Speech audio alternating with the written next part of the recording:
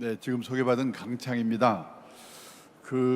제 강의는 무슨 좋은 종목을 찍어주는 것도 아닌데 많은 분들이 와 계셔서요. 제가 좀 놀랍습니다. 저는 금융투자업계 금년에 51년째 일을 하고 있습니다. 그리고 20년 전부터는 노후 설계, 그다음에 투자 교육 이런 일을 하고 있는데요.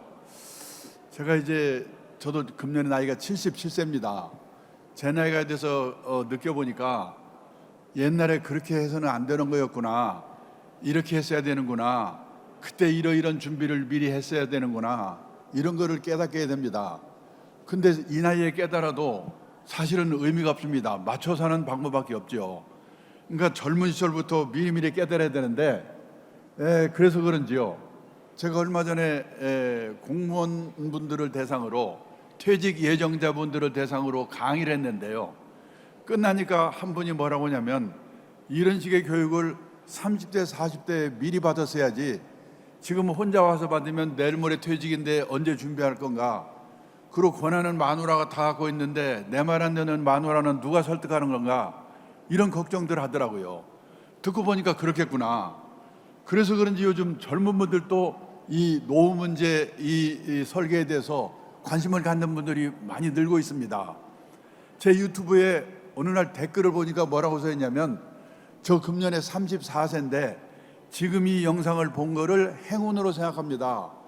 그래서 깜짝 놀랐습니다. 30대 분들도 이 노후 문제를 생각해보고 준비를 하고 있다는 거죠. 그러고 보니까 저도요, 지금 제가 이 77세까지 일을 하게 된 게 지나고 보니까 아주 우연이지만은 간접적인 경험이랄까요, 좀 젊은 시절에 미리미리 깨달았던 거가 큰 도움이 되는 것 같습니다. 저는 입사 후에 한 3년쯤 됐을 때 1975년에 일본 동경 증권거래소라는 데 가서 연수를 받았습니다. 그런데 아시지만 일본은요, 우리보다 20년, 30년 고령 사회를 앞서가고 있습니다. 고령 사회를 미리 본 거죠. 그때 제가 일본 동경 증권거래소 지하에 주식이나 채권을 보관하는 창구가 있는데요. 그 앞을 견학하는데 머리가 허연 70은 넘어서 같은 노인들이 100명 정도 앉아가지고 주식을 세고 있어요. 놀래가지고 안내하는 분한테 물어봤습니다. 저분들은 옛날에 뭐 하던 분들입니까? 옛날에는 회사 간부도 했고 공무원 출신도 있고 한 자리씩 한 사람들이지요. 얼마씩 받아요? 시간당 500엔, 우리 돈으로 5,000원 정도 받고 일한다는 거예요. 끝나고 제 숙소가 비즈니스 호텔인데 거기를 가보니까 5시가 되니까, 인류 호텔이 아니라서 그런지 모르겠지만은 젊은 아가씨들이 퇴근을 하고 할아버지들이 밤땅문으로 교대를 하는 겁니다. 제가 그때요, 일본이 전체 인구 중에서 노인 비율이 8%였습니다. 지금 우리나라 노인 비율 내년에 20% 초고령 사회가 된다고 그러죠. 49년 전에 일본의 노인 비율이 지금 우리나라 노인 비율의 절반도 안 됐는데요. 지금 생각해 보니까 그때 일본의 노인들은 체면을 버리고 일할 준비가 되어 있었구나. 나도 앞으로 이렇게 오래 살아야 될 텐데 저런 준비를 하고 살아야 되겠구나. 그때 그걸 깨달은 거가 제 인생에 엄청난 도움이 됐다는 겁니다. 그리고 2015년에는요, 일본의 유명 주간지가 일본의 퇴직자들이 일하는 사례를 소개했는데, 거기를 보니까 1번이 뭐냐? 아파트 관리인. 일본에서도요, 아파트 관리인 이거 하려고 경쟁률이 50대 1이랍니다. 50대 1. 그리고요, 제가 또 2000년대 초에요, 일본의 베이비붐 세대 시작이 1947년생부터입니다. 제가 1947년생이거든요. 어느 나라든지 대개 전쟁 끝나고 2년 후부터 애를 왕창 낳거든요. 그동안 참았던 거 한꺼번에 나니까. 그러니까 일본의 베이비붐 세대가 저와 동갑인 47년생인데요. 그 사람들이 60세 정년을 앞두고 몇 년 전부터 이 은퇴에 관한 그 서적들이 많이 나오는 거예요. 그걸 제가 한 20권을 미리 사가지고 미리 읽어봤습니다. 그런데 그때만 해도 노후 준비, 돈 몇 억 준비하면 되지? 이 생각밖에, 이런 말밖에 없었는데 우리나라에서는요, 거기에 뭐가 나오냐면 노후 준비는 돈만으로 되는 게 아니고 건강도 문제고 생각보다 오래 사는 이 장수 리스크라고 그러죠. 그것도 문제고 아무리 내가 돈을 많이 벌어도 자식 문제 때문에 자녀 리스크가 또 문제고요. 그 다음에요, 퇴직 후에 일이 없으면 너무나 공허한 겁니다. 이 일을 해야 된다. 그런 식의 얘기들을 미리 본 게 노준미는 그러니까 종합적으로 돈, 건강, 외로움 이런 문제 종합적으로 해야 되는구나. 그걸 제가 깨닫게 된 겁니다. 그 다음에요, 2010년쯤 가니까 일본에서도요, 베이비붐 세대가 이제 퇴직을 하고 나니까 부부 간의 갈등들이 문제가 생기기 시작하는 거예요. 황혼연이 늘고 일본의 부부 간의 갈등에 관한 책들이 많이 나오는 거예요. 은퇴 후 부부가 사이좋게 지내는 법, 그 다음에 퇴직 부부 취급 설명서, 그 다음에 무서운 마누라, 무용지물 남편의 처방전, 그 다음에 은퇴 남편 길들이기, 이런 책들이 일본 책방에 쫙 깔려 있는 겁니다. 그거를 제가 미리 읽은 거를 읽어보니까 그게 지금 제 일 하는데도 도움이 되고, 저도 사실은 우리 마누라 무섭거든요. 그런데 이게 그 문제가 부부 갈등이 좀 덜한 게 뭐냐, 낮 시간 동안은 나만의 시간을 가져주시니까 그렇다는 거예요. 오늘 그런 문제를 전부 같이 말씀을 좀 드려보도록 하겠습니다. 그리고요, 우리가 일본 얘기를 제가 많이 하게 되는데 무슨 제가 친일파라서 그런 것도 아닙니다. 우리보다 20년, 30년 고령 사회를 앞서가기 때문에 그 사회를 미리 보고 20년 후에 30년 후에 우리도 이런 일이 생기겠구나 미리 준비를 할 수 있기 때문에 제가 일본 얘기를 오늘 많이 하는데, 혹시 어떤 분은 저 친구 뭐야, 친일파야? 이러지 않기를 부탁드리겠습니다. 자, 일본에요, 65세 이상 노인 비율이 29.1%입니다. 내년에 30% 된대요. 우리나라 아까 말씀드렸지만 내년에 20%가 되는 겁니다. 그리고요, 일본에 이 책이 있는데 정년후 진실이라는 책이 일본에서 베스트셀러인데요, 그걸 제가 미리 사서 봤더니 뭐라고 나오냐면, 일본의 보통 평균 퇴직자의 연수입이 일본 돈으로 3천만 엔, 우리 돈으로 월 25만 엔이니까요 250만 원 정도예요. 그리고 얼마나 모자라냐, 월 평균 생활비가 30만 엔 정도, 300만 원 정도래요. 그래서 보통 5만 엔에서 10만 엔, 우리 돈으로 50만 원에서 100만 원 정도는 일을 해서 벌지 않으면 안 된다는 거예요. 그래가지고요, 일본 70대 남성의 절반 정도가 뭔가 다 아르바이트를 하든지 취업을 하고 있다는 겁니다. 그 다음에요, 무슨 일 하냐, 아까 말했지, 아파트 관리인이 이 경쟁률이 50대 1번이라고 그래요. 그 다음에 여러 가지 보면요, 무슨 컴퓨터 강사, 가사 대행 서비스, 이거 가사 도우미입니다. 그 다음에 요즘은 일본에서요, 젊은 노인이 나이 든 노인 도와주는 게 큰 일거리예요. 노노 케어. 일본의 요양병원에 가보면요, 그 앞에 뭐라고 써 있냐면 60대, 70대, 80대, 80대까지 건강한 시니어를 환영합니다. 와서 일하세요. 이런 게 그 요양시설 앞에 붙어 있는 거예요. 그게 그러니까 70대 절반 정도가 다 뭔가 아르바이트를 한답니다. 자, 그 다음에요, 일본으로 제가 말씀드리고 싶은 게 뭐냐면, 돈이 얼마 있어야 되느냐부터 다들 질문하시는데 그게 아니고 퇴직 후에 뭐하고 살 건가가 제가 겪어보니까 가장 중요한 거예요.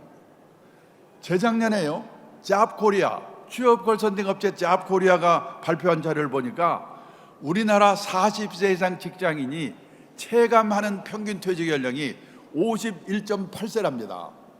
제가 있던 회사에서 작년 연말에요, 이 재벌그룹 이런 데서요 40대 후반에 명퇴하고 난리였거든요. 그러면 반올림해서 52세에 퇴직했다고 가정합니다. 그리고 83세까지만 산다고 가정하자. 왜 83세인가? 지금 우리나라 남녀 합해서 평균 수명이 83.6세입니다. 근데 우리는 평균 수명에서 지금 내 나이 뺀 만큼 앞으로 더 살겠지, 이렇게 계산하시면 안 되죠. 5명 중에 1명이 살아남을 확률 연령, 그걸 20% 생존 확률 연령이라고 합니다. 1980년생, 금년에 44세, 이분들 중에서 남자가 100살, 여자가 102살, 이게 20% 생존 확률 연령이래요. 여기 계신 분들은 일단 나는 무조건 100살까지 산다, 준비를 해야 돼요. 뭐 도중에 가면 그만이고. 자, 그래도 이 평균 수명 83세까지만 산다고 가정해도 52세에서 83세까지 31년입니다. 이 31년만 해도 이게 어느 정도 길인가? 하루가 24시간입니다. 현역 시절에는 무지개 바쁘지요. 일해야지, 술 먹어야지, 연애도 해야지. 하루가요 100시간 있으면 좋겠어요. 근데 퇴직을 하고 나면 이놈의 시간이 안 갑니다. 잠자는 시간, 밥 먹는 시간, 화장실 가는 시간 다 빼도 최소한 하루에 11시간 남아요. 곱하기 365일, 1년이지요. 곱하기 31년, 이게 바로 12만 4,465시간입니다. 그러면 12만 4,465시간이면 이게 어느 정도 길인가? 지금 우리나라 직장인이 1년에 회사 나와서 근무하는 시간 연평균 1,901시간입니다. 12만 4,465시간을요 1,901시간으로 나누면요 약 65년이 돼요. 느낌상으로는 퇴직하고 31년만 해도 현역 시절에 65년에 해당한다. 100살까지를 생각하면 말할 것도 없습니다. 우리는 초등학교 다닐 때 하도 많이 들은 말 있죠. 인생은 짧고 예술은 길다. 아닙니다. 앞으로는 인생도 무지하게 길고 예술도 길다. 이러고 대책을 세워야 된다는 거예요.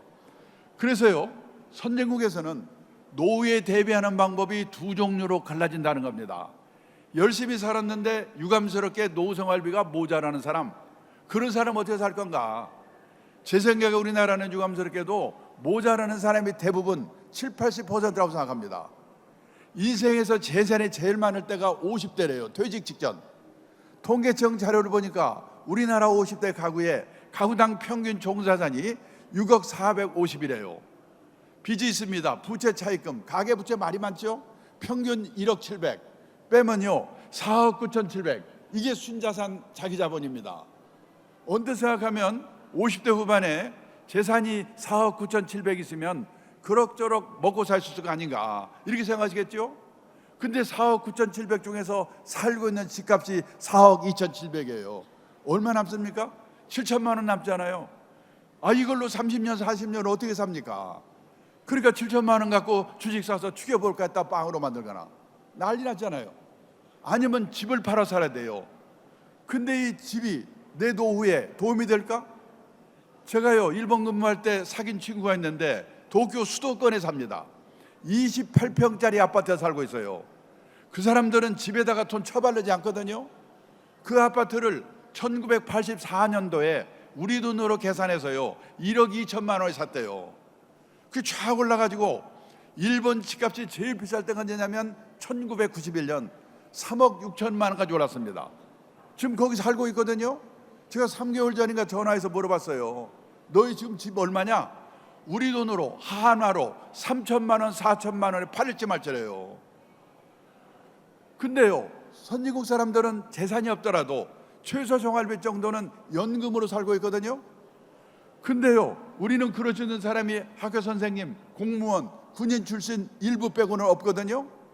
보통 사람은 있는 게 국민연금 하나 정도인데 저도 놀랐는데요 우리나라 65세 이상 고령자 중에서 국민연금을 나이 들어서 몇십만 원도 받는 사람이 이 68%밖에 안 돼요.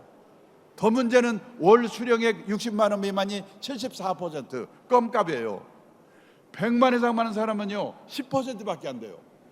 퇴직연금 작년에 적립된 금액을 가입자 수도 알아봤더니 1인당 평균 4,800만 원.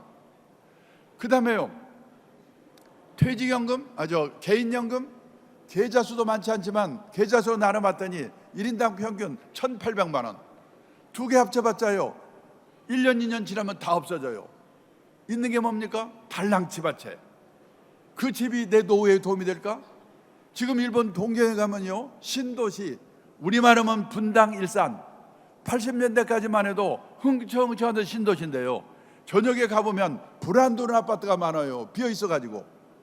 일본의 빈집이요 2018년에 849만 채라고 하더라고요. 작년 9월에 900만 채가 됐대요.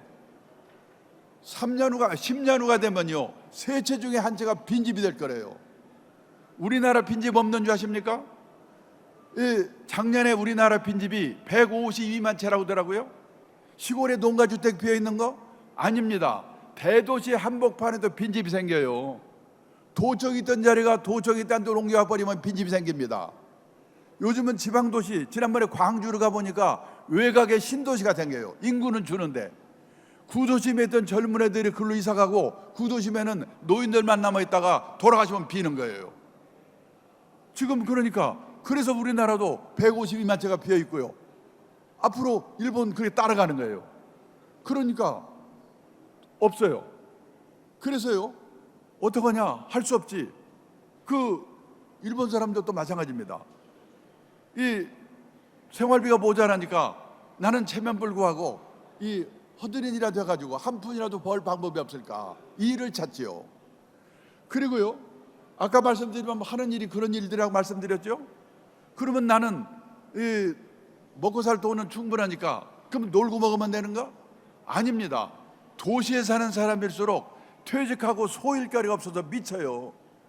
요즘 서울 시내 인류 호텔에 헬스클럽 한번 가보면은 왕년에 장관, 차관, 사장 했던 사람 다 모여 있어요.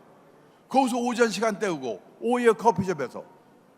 얼마 전에 정부 고관에 있던 제 친구가 있는데 저녁 먹다 뭐라고 하냐면 자기는 아침에 잠에서 깨면 침대에서 내려오기 전에 오늘은 뭐 할까?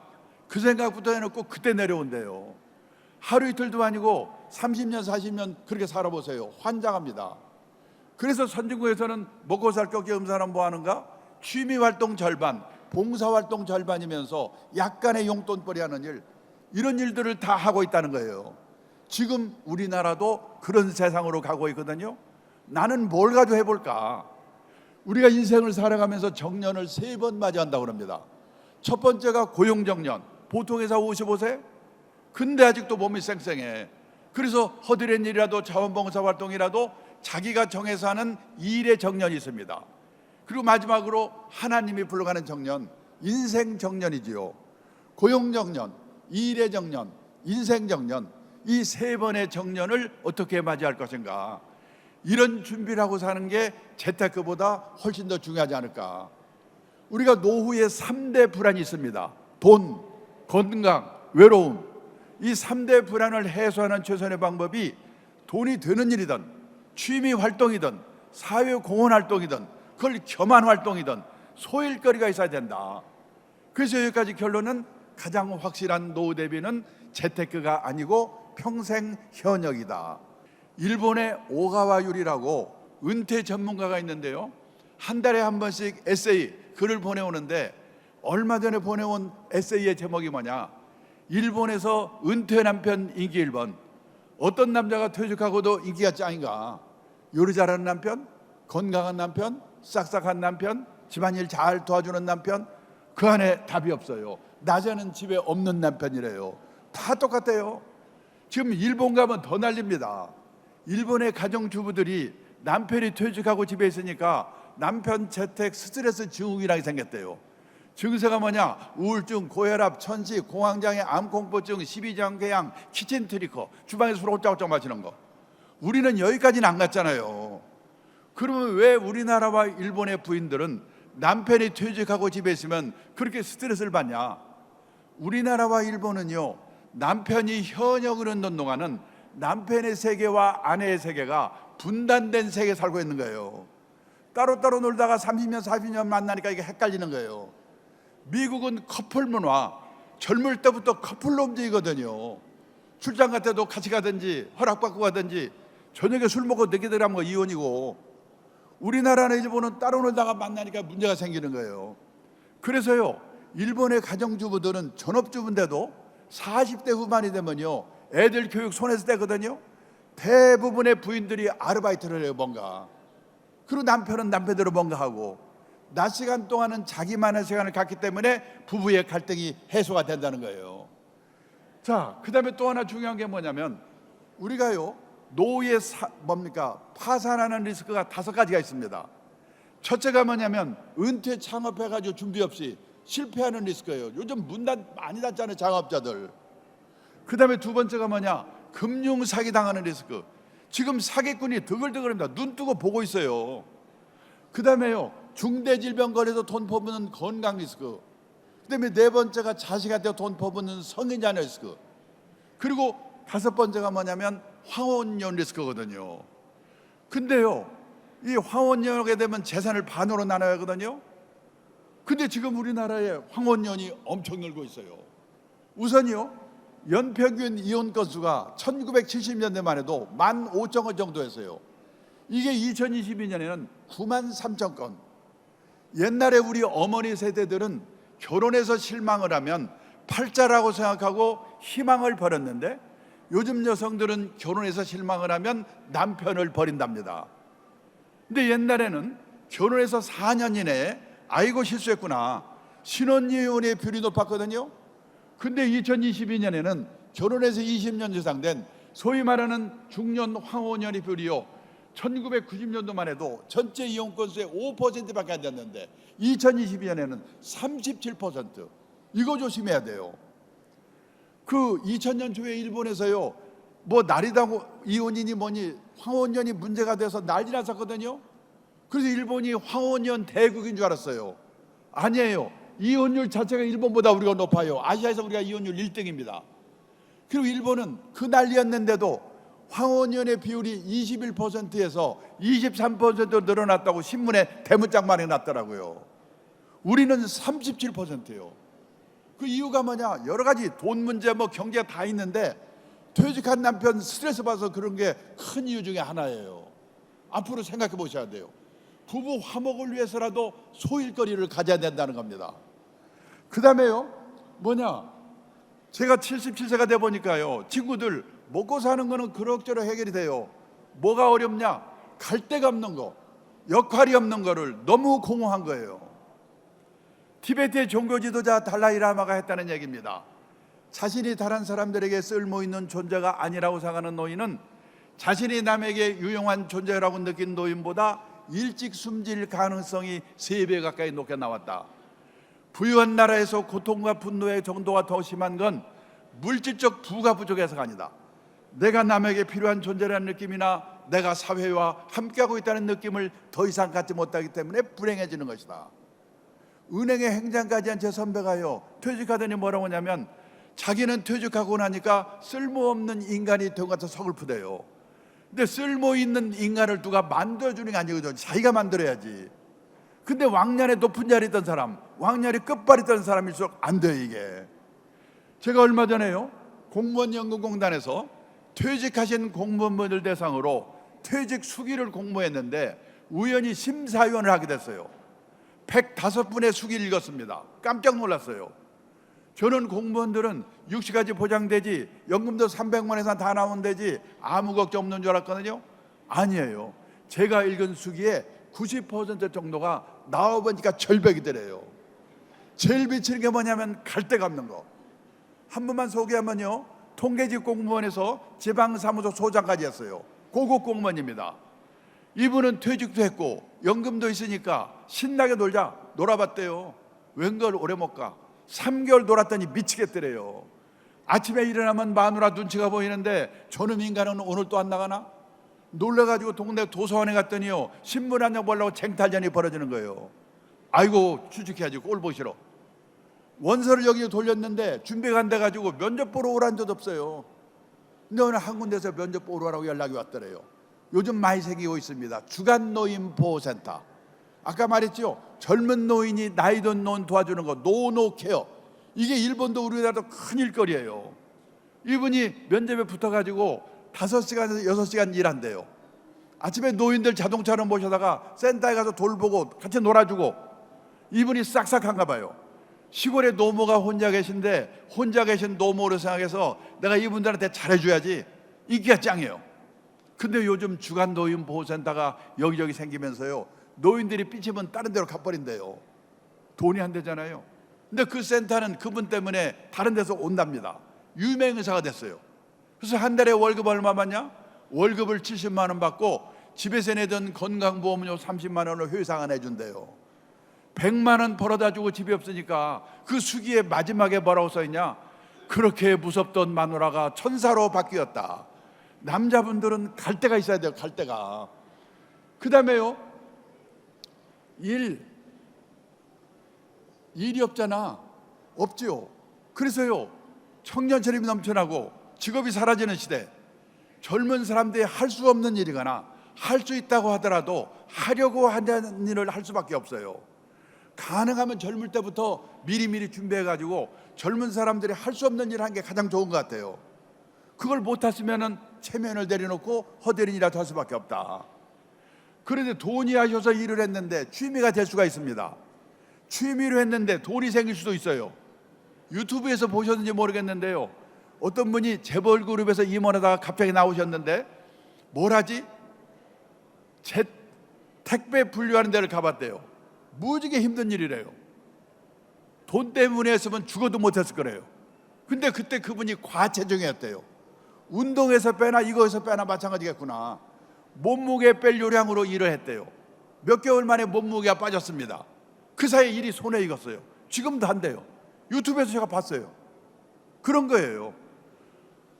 돈이 하셔서 일을 했는데 취미가 될 수도 있고, 취미로 했는데 돈이 생길 수도 있지만은 취미도 맞고 돈도 생기고 남보기도 폼나고 쉽지가 않지요.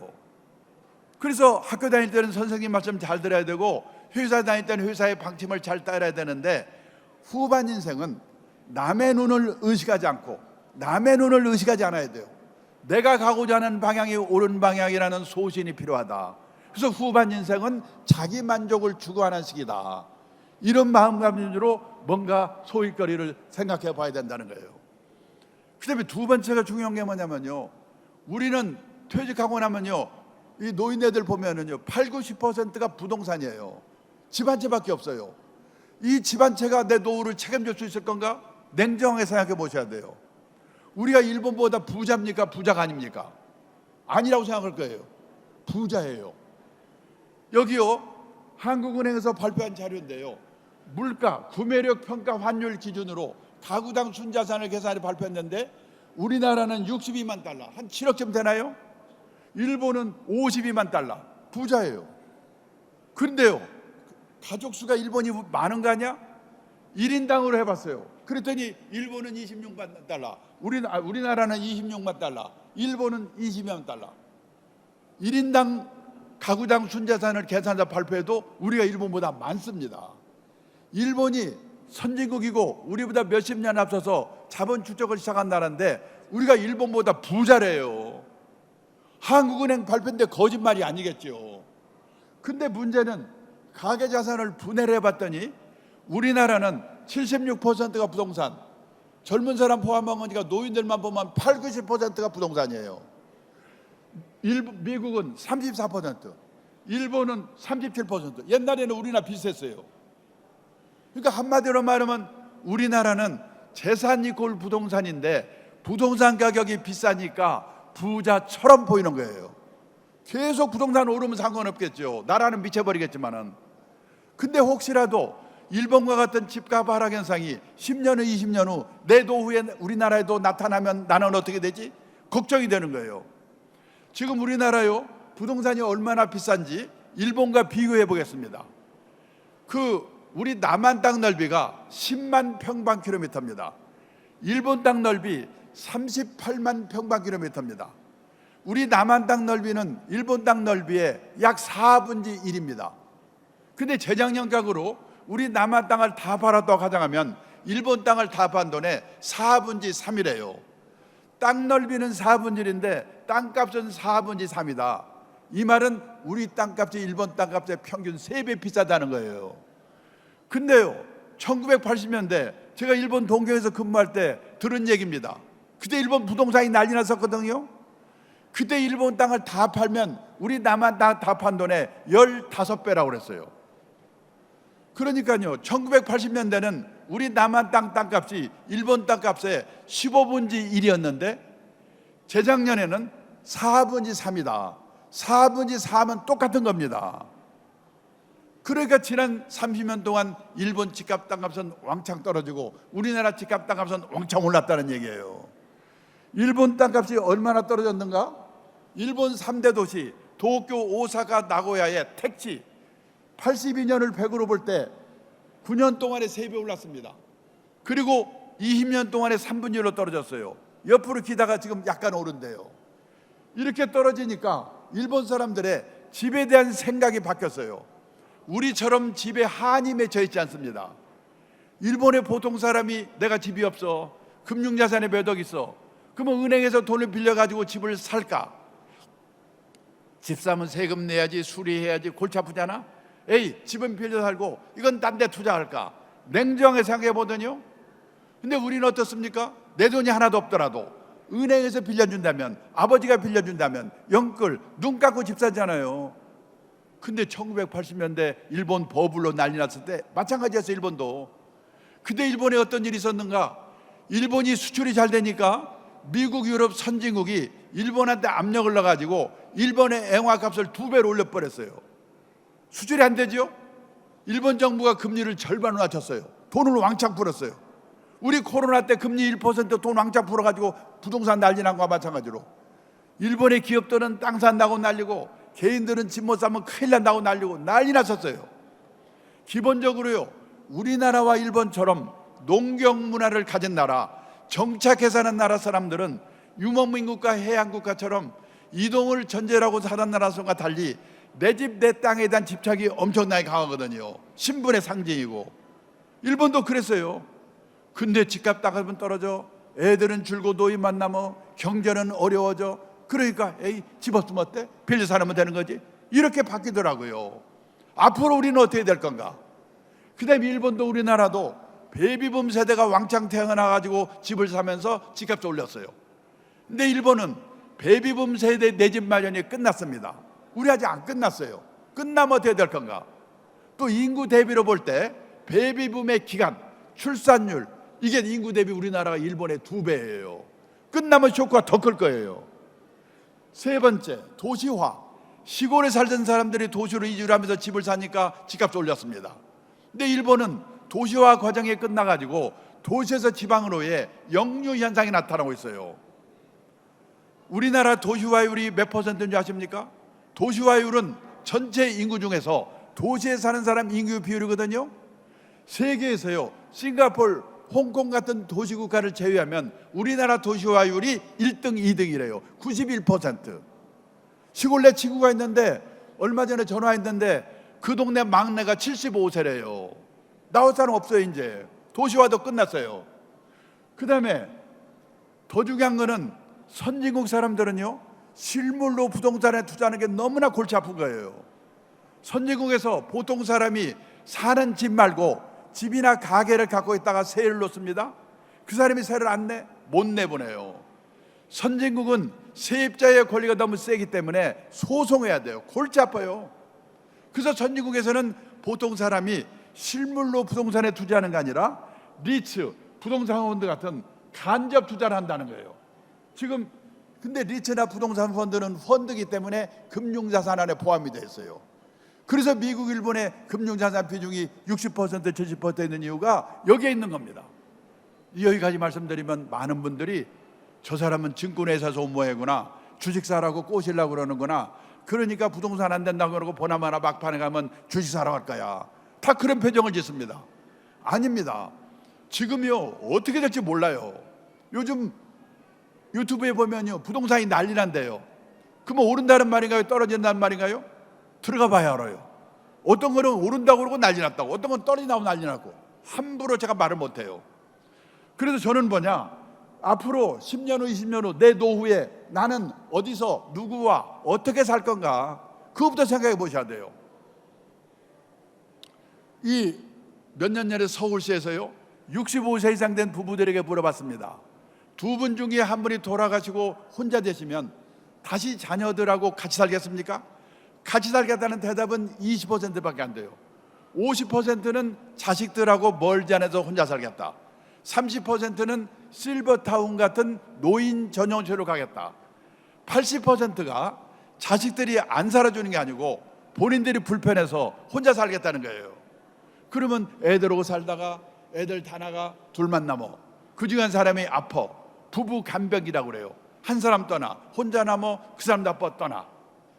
30년, 40년 사이에 그런 시절이 오는데 나는 그때마다 어디서 누구와 어떻게 살 건가 미리부터 한번 생각해 봐야 돼요.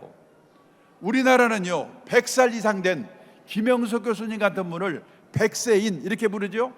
우리나라에 백세인이 몇 분이나 계신지 아십니까? 작년에 8,000명이래요. 작년에 일본은 백세인이 92,000명, 금년에 10만 명 된대요.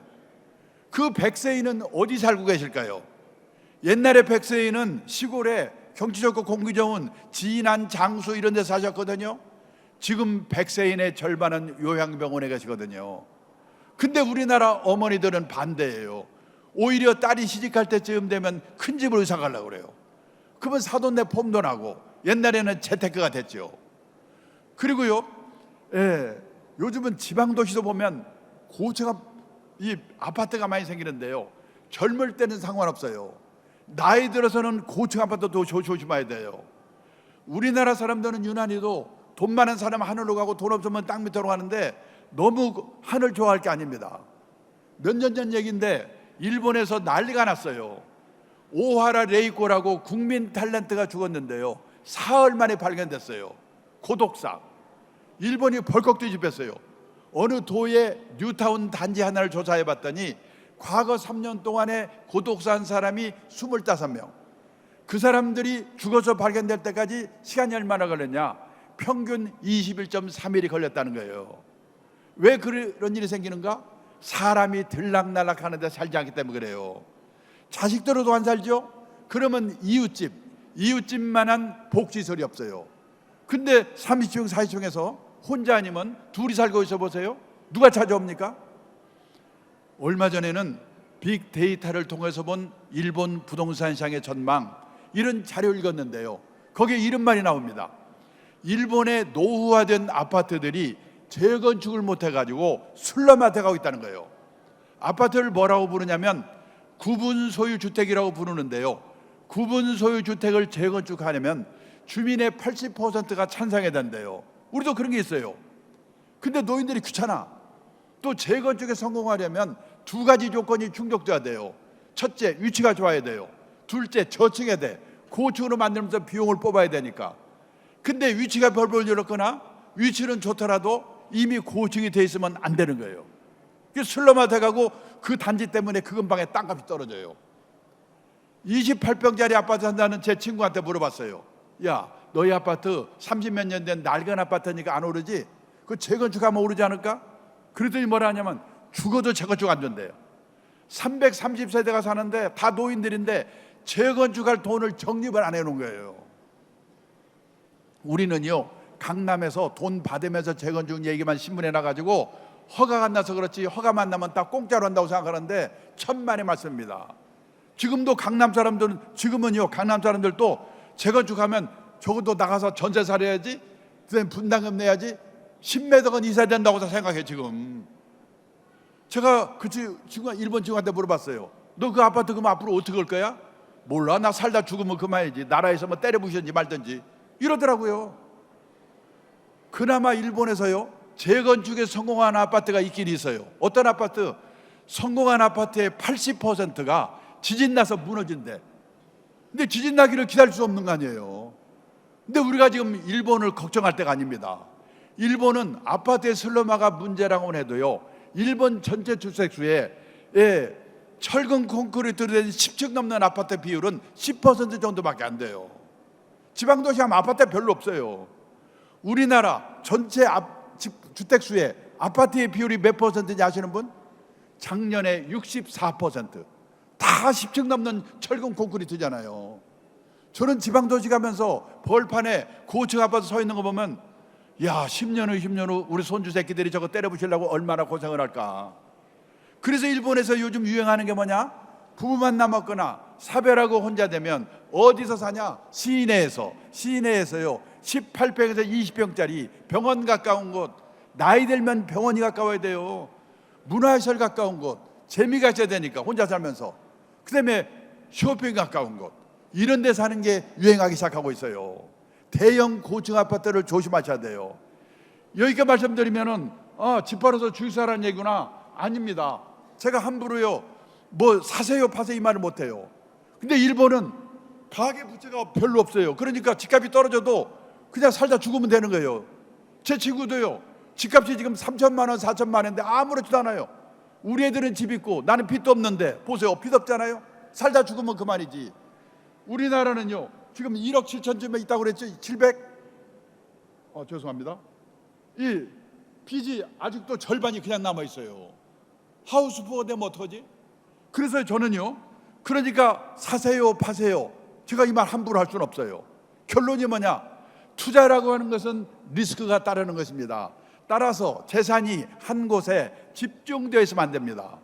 갖고 계신 재산이 100% 부동산에 몰빵되어 있으시다면 그 부동산이 오를 때 오를 망정 우선 10% 20%라도 금융자산을 가지세요. 그리고 나이가 들어가면서 금융자산의 비중을 높여가셔야 됩니다. 환갑 나이쯤 되면요, 선진국 수준까지는 못 가더라도 부동산과 금융자산 비중이 반반 정도는 돼야 된다. 그래야 오르든 떨어지든 주택빈곤, 하우스폰 안 된다. 이 말씀밖에 드릴 수가 없어요. 그래서 지금 집 한 채밖에 없는 노후, 집이 내 책임을 지어준다? 앞으로 조심하셔야 됩니다. 그 다음에요, 선진국 하면요, 노후자금을 몇 억 원씩 들고 있는 나라 아니에요. 세상을 떠날 때까지 최소 생활비 정도를 연금으로 받을 수 있는 나라가 선진국이에요. 여기 보세요. 미국, 일본, 독일 노인들에게 매달 주 수입원이 뭐예요? 예, 연금이에요. 이렇게 대답하는 비율이 60, 70, 80%예요. 우리나라는 그런 분이 학교 선생님, 공무원, 군인 출신하고 일부밖에 없으니까 29%. 그러면 그동안에 우리나라 노인들은 뭘 먹고 살았냐? 보세요. 1980년도만 해도 자식이 도와줬잖아요. 72%. 근데 화끈하게 줄었어. 지금은 12%예요. 몇 년 지나서 이 조사 다시 하면 우리나라도 주수입원이 자녀의 도움이라고 대답하는 비율이 미국처럼 0.7%, 일본처럼 1.9%, 독일처럼 0.4%. 선진국 어느 나라도요, 자식이 부모의 주생활비 도와주는 나라가 없습니다. 그래서요, 뭐냐? 젊을 때부터 부부가 국민연금 드시는 거예요. 이 가정주부는 가입 의무가 없지만은 이미 가입이 가능해요. 최하 금액이 한 달에 9만 원입니다. 9만 원씩 30세부터 60세까지만 이미 가입하면요, 세상 떠날 때까지 58만 3천 원씩 받아요. 물가 오르면 늘어납니다. 남편 거 갚으면 절대 굶을 염려 없어요. 직장인은 퇴직연금, 요즘은 1인 기업, 자영업 하는 분들도 세제혜택 받으면서 IRP 다 가입할 수 있어요. 그걸로 모자라니까 한 달에 10만 원, 20만 원이라도 개인연금. 그래서요, 국민연금 1층, 개인연금, 퇴직연금 2층, 개인연금 3층, 3층 연금으로 젊을 때부터 이 노후 최저생활비 확보하는 게 가장 중요한 거예요. 나 그거 못한 채로 이미 퇴직했는데 이제 와서 어떡하지? 그러면 살고 있는 집, 고향의 땅 과감하게 은행에 맡겨놓고 생활비 받아 쓰다가 갈 때 정산하는 거예요. 주택연금, 농지연금입니다. 어떤 분은 그러죠. 그래도 갈 때 자식한테 집 한 채는 주고 가야지. 근데 생각해 보세요. 100살에 가면서 자식한테 집 줘봐야 그 자식 70살이거든요. 뭐 하겠어요? 아까요, 60쯤 되면은요, 부동산과 금융자산 비중을 반반으로 낮추라고 하니까 나는 5억짜리 아파트 한 채밖에 없는데 어떻게 낮추지? 집을 팔고 나 앉을 수도 없고. 그런 분은요, 5억짜리 아파트를 국민연금에 죄송합니다. 주택연금에 가입을 하게 되면 한 달에 120만 원씩 받아요. 그리고 갈 때 주기로 돼 있기 때문에 파는 거나 마찬가지이기 때문에 이 비율을 5대5의 비율을 맞출 수가 있는 거예요. 그 다음에 더 중요한 게 자식 문제예요. 우리가요, 과소비 그러는데 중남미, 이태리 이런 나라 비교하면요, 우리나라처럼 근검 전략하는 나라도 없어요. 근데 자식한테 들어가는 돈은 세계에서 1등입니다. 작년에요, 미국 CNN 방송에서 주요국의 애들 0세에서 18세까지 자녀 양육비로 들어간 돈의 합계를요, 국민소득 합계로 나눠봤더니 비율이 1등인 나라가 한국, 2등이 중국, 3등이 이태리래요. 우리가 세계에서 소득 대비 자식한테 돈을 가장 많이 퍼부는 나라예요. 이렇게 퍼부었는데 금년 6월 말 현재 우리나라에 2030 애들 중에서 그냥 쉬는 애들이요, 68%래요.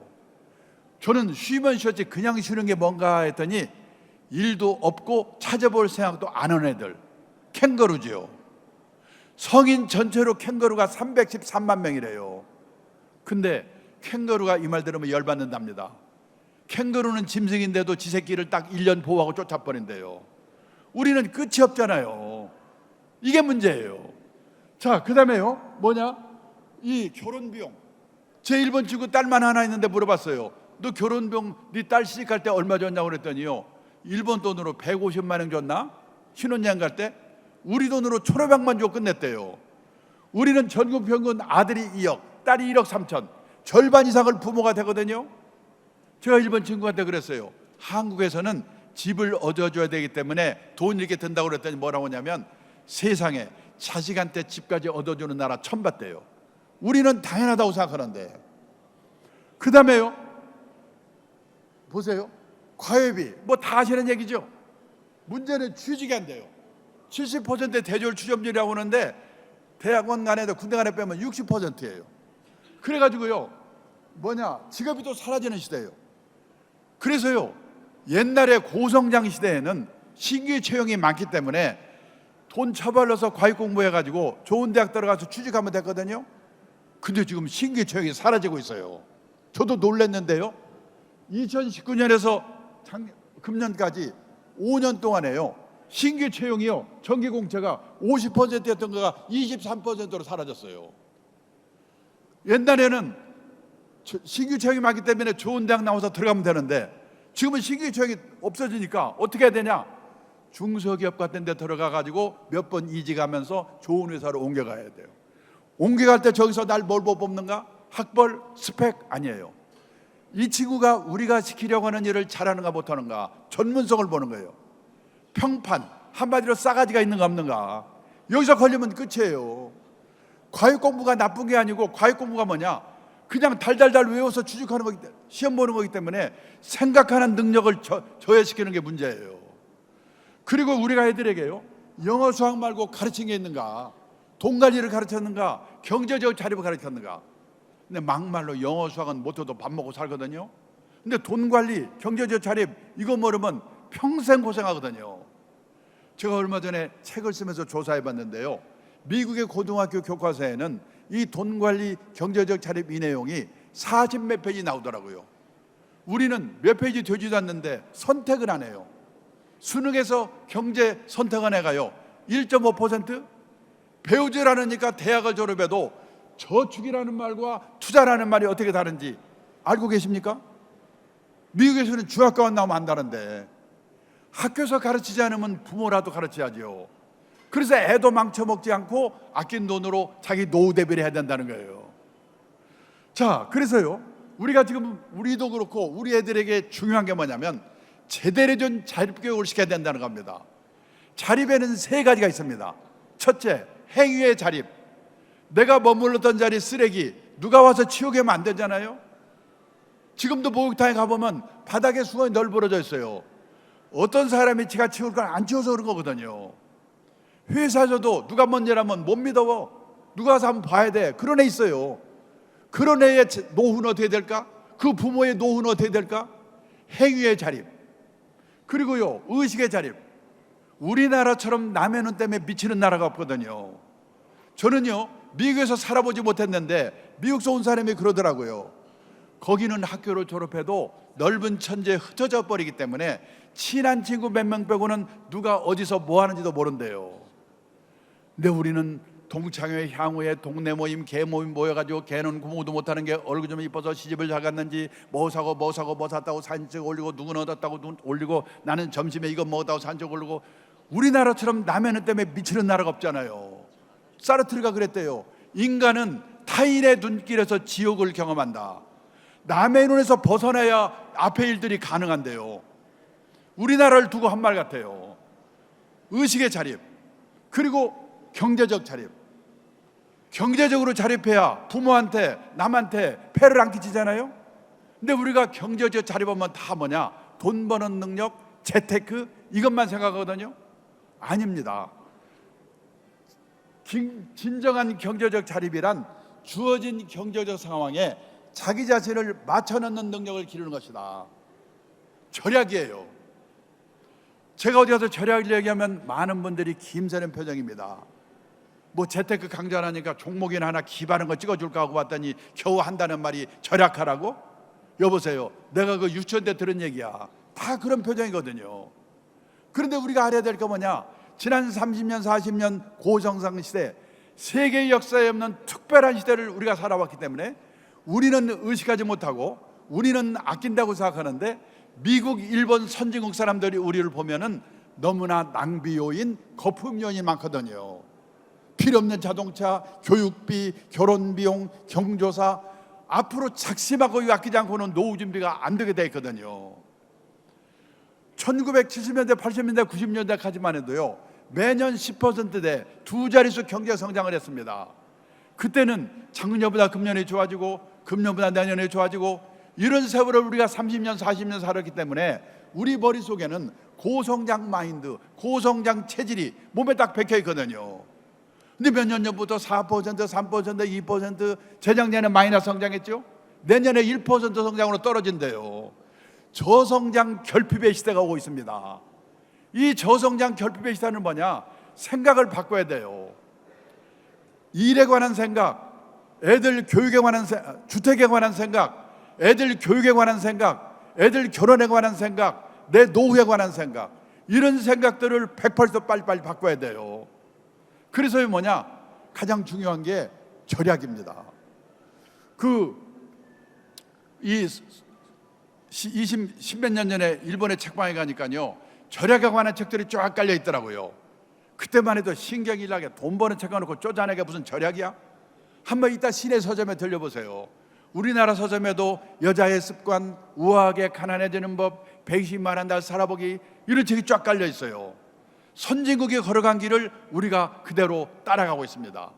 가면 갈수록 절약의 중요성이 높아질 거예요.